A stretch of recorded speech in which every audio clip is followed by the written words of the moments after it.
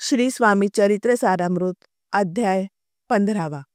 श्री विष्णू बळवंत थोरात विरचित श्री स्वामी चरित्र सारामृत ग्रंथाच्या 15व्या अध्यायाचे मराठी गद्य अनुवाद रूपांतरण प्रस्तुत करताना मी सर्वप्रथम या ग्रंथाचे लेखक श्री विष्णू बळवंत थोरात यांना वंदन करते। श्री गणेशाय नमः, श्री सरस्वती नमः, श्री वासुदेवाय नमः, श्री कुलदेवताय नमः, श्री स्वामी समर्थाय नमः। निस्वार्थ भावनेने श्री स्वामी समर्थ महाराजांची पूजा केली तर मनुष्याला तीर्थ करणे, हठयोग करणे तसेच वेदाभ्यास करण्याची सुद्धा आवश्यकता नाही। आपले पाप, ताप व दैन्य यापासून आपण मुक्त होऊ शकतो। प्रपंच कितीही कठीण असला तर आपल्या कठीण प्रसंगी श्री स्वामी समर्थ महाराज निश्चितच धावून येतात याची अनेक भक्तांना प्रचिती आली आहे। आपल्या हातून चांगले कर्म व योग्य आचरण कसे होईल हा विचार करणे फार आवश्यक आहे। जर असे घडले तर श्री स्वामी समर्थ महाराज आपल्या मोक्षाचे दरवाजे मोकळे करून देतात। आपल्या जीवनात श्री स्वामी समर्थ महाराज कधी एका ठिकाणी बसले नाहीत। त्यांचा संचार जेथे कोठे होईल ते सुद्धा सांगणं कठीण आहे। जेव्हा ते आसपासच्या कोणत्याही गावाला जात असत त्यावेळी त्यांच्या आजूबाजूला लोकांची गर्दी होत असे व त्यामध्ये लोक आपली गाऱ्हाणे व संकटे हे श्री स्वामींच्या समक्ष मांडत असायचे व त्यातून स्वामी त्यांना योग्य ते मार्गदर्शन देऊन त्यांची संकटातून मुक्तता करीत असे। अशाच एका वेळी श्री स्वामी समर्थ महाराज मंगळवेढा येथे आले असताना ते तेथील जवळच्या जंगलात गेले होते।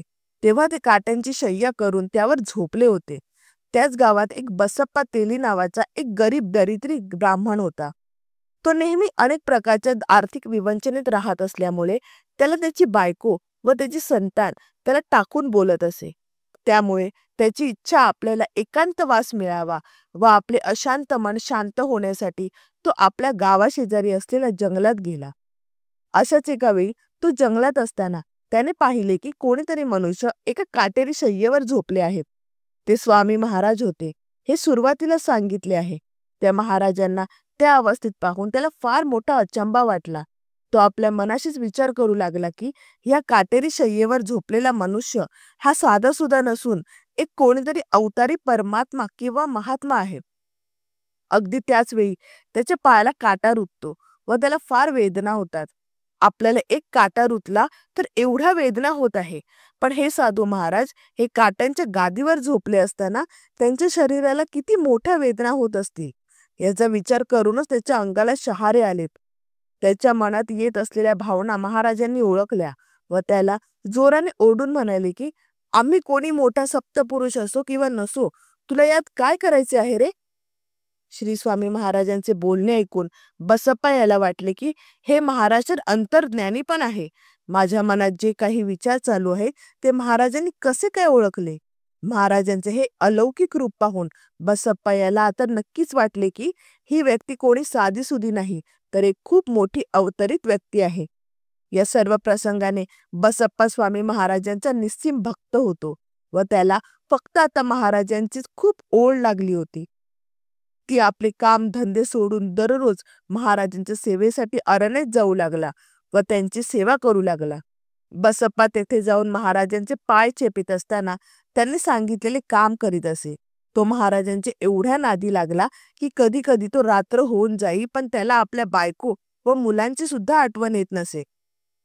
श्री स्वामी महाराजांना बघण्यासाठी जेव्हा गावकरी अरण्यात गेले तेव्हा त्यांना वाटले की स्वामींचे रूप हे बलोत्मत पिशाच्य वृत्तीसारखे आहे व त्यांच्या बरोबर बसप्पा सुद्धा ह्या वेड्याच्या नादी लागून आपला संसार उद्ध्वस्त करीत आहे व आपल्या संसाराची माती करत आहे। त्याच्या या वागण्यामुळे मंगळवेढा गावातील लोक, त्याची पत्नी व मुले हे सुद्धा त्याला अद्वा तद्वा बोलू लागले व त्याला हिणवू लागले। पण बसप्पा याने कोणाची पर्वा केली नाही व आपली स्वामी सेवा निरंतर चालू ठेवली। एकदा स्वामी समर्थ अरण्यातून जात असताना त्यावेळी रस्त्यावर खूप काटे होते, तरी सुद्धा ते पुढे जाऊ लागले व त्यांच्या मागे बसप्पा तेली सुद्धा जाऊ लागला। पुढे अरण्यात जाता जाता खूप अंधार झाला व बरीच रात्र होऊन गेली। त्यानंतर बसप्पा तेली याला एक घटना दृष्टीस पडली। जंगलात जिकडे तिकडे रस्त्यावर व झाडावर सुद्धा सर्प दिसू लागले। तेव्हा बसप्पा तेली घाबरला, पण महाराजांनी बसप्पा तेली याला म्हटले की घाबरू नको, तुला जे तुके पाहिजे ते तुके घे। स्वामी समर्थांच्या आज्ञेनुसार बसप्पा तेली याने आपल्या दुपट्ट्यात येईल तेवढे सर्प भरले व तो घराकडे निघाला. घरी जाऊन तो उत्सुकतेने त्यांना आपला दुपट्टा उघडला व पाहू लागला तर काय, त्या दुपट्ट्यात जेवढे सर्प टाकले होते त्या सर्पाचे रूपांतर पिवळ्या पिवळ्या सोन्यात झाले होते. ते पाहून त्याला खूपच आनंद झाला. त्याने ही सर्व घटना आपल्या पत्नीला सांगितली, तेव्हा तीही सुखावली. अशा प्रकारे श्री स्वामी समर्थ महाराजांनी बसप्पा तेल्याचे दुःख व दारिद्र्य दूर केलं व नंतर तो सुखाने आपला संसार जगू लागला. अशा तऱ्हेने श्री स्वामी चरित्र सारामृत या ग्रंथाचा 15वा अध्याय हा येथे सुफळ संपूर्ण होत आहे. श्री स्वामी समर्थ. जय जय स्वामी समर्थ.